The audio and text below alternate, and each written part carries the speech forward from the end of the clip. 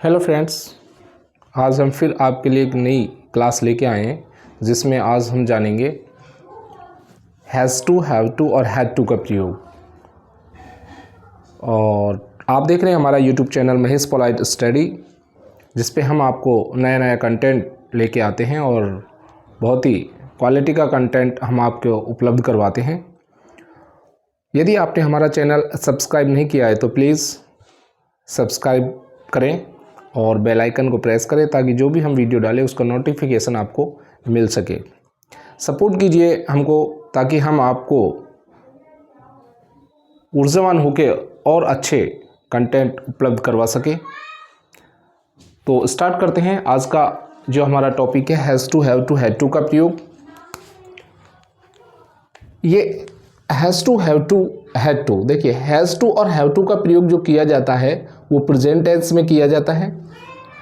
इनके जो सेंटेंस आते हैं उनके अंत में है आता है। मुझे जाना पड़ता है, मुझे खाना पड़ता है, मुझे लिखना पड़ता है, मुझे पढ़ना पड़ता है, यानी कि ऐसे कार्य जिनमें कोई बाध्यता या अनिवार्यता का भाव हो वहाँ इन हैज़ टू, हैव टू और हैड टू का प्रयोग किया जाता है। ऐसे कार्य जिनमें अनिवार्यता या बाध्यता का भाव हो ऐसे वाक्यों में हम has to, have to present tense में और हैड टू पास्ट टेंस में इसका प्रयोग करते हैं।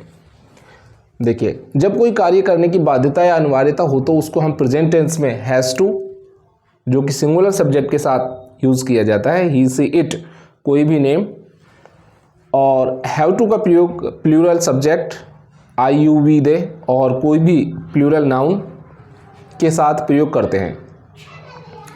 जैसे हैड टू का प्रयोग किया जाता है पास्ट टेंस में। कोई कार्य करने की बाध्यता इसके अंदर आती है, अनिवार्यता इसके अंदर आती है, जैसे जाना पड़ता था, खाना पड़ता था, लिखना पड़ता था, पढ़ना पड़ता था। ऐसे वाक्यों में क्या है? अनिवार्यता का भाव है, बाध्यता का भाव है, प्रेशर है, एक तरह से दबाव है एक तरह से।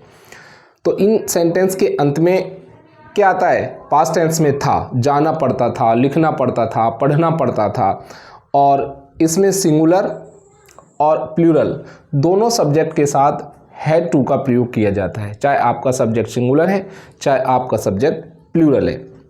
तो कैसे सेंटेंस बनाते हैं देखिए, राधा को स्कूल जाना पड़ता है। अब है आने से कौन सा टेंस हो गया? Present tense. प्रेजेंट टेंस में हम किसका यूज़ करते हैं? Has to. यदि आपका सब्जेक्ट सिंगुलर है तो हैज़ टू का और प्लूरल है तो हैव टू का।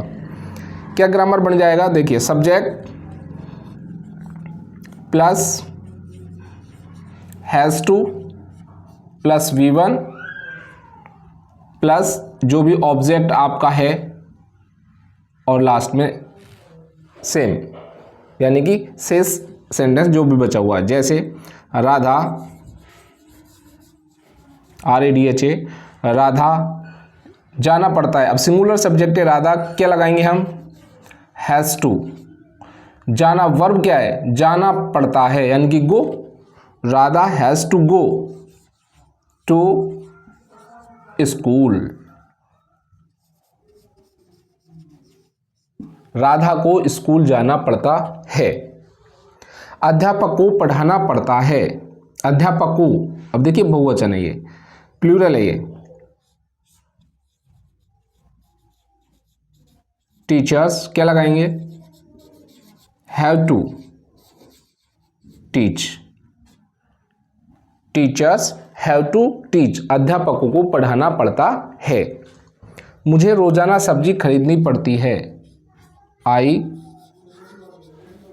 हैव टू बाई, ऑब्जेक्ट क्या जाएगा? वेजिटेबल्स,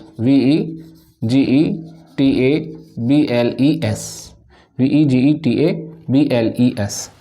तो हैज़ टू और हैव टू का जो हम प्रयोग करते हैं वो किस में करते हैं? प्रेजेंट टेंस में। जाना पड़ता है, लिखना पड़ता है, पढ़ना पड़ता है, खाना पड़ता है, ऐसे वाक्यों में। और हैड टू का प्रयोग करते हैं हम पास्ट टेंस में। क्या यूज़ करेंगे पास्ट टेंस में? जैसे पिताजी को अखबार पढ़ना पड़ता था, तो कैसे बन जाएगा? फादर